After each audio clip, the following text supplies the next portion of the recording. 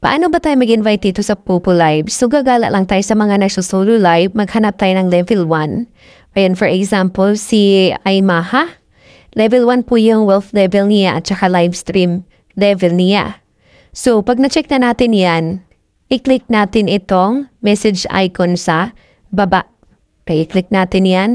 Tapos, dito natin i-type yung greetings natin. So, kailangan na nakapina po siya sa clipboard yung script.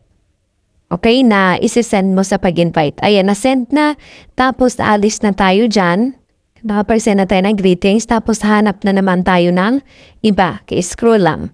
Okay, ito naman si Juliana. Ayan, nakita natin guys. Make sure din na yung flagship niya ay Philippines, tapos kulay pink. Kasi babae talaga yung kailangan nating invite. Tapos click natin yung message icon ulit.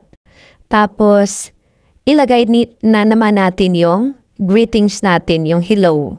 Ayan, hello ma, may agency ka na, patulungan kita makapasok. Win-win tayo pareho. Ayan. After that, okay na yun, nakapag-send na ka ng greetings. Tapos sa pag-invite guys, kailangan po yan una greetings, tapos pag mag-how siya or paano po, sige po, yan po yung susunod natin na i-chat.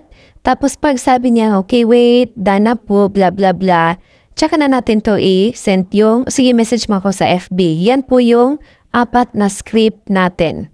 Okay, tapos kailangan talaga nating i-check kung nakapasok or naka-join na siya sa agency natin kasi magkaroon tayo ng notification. Okay?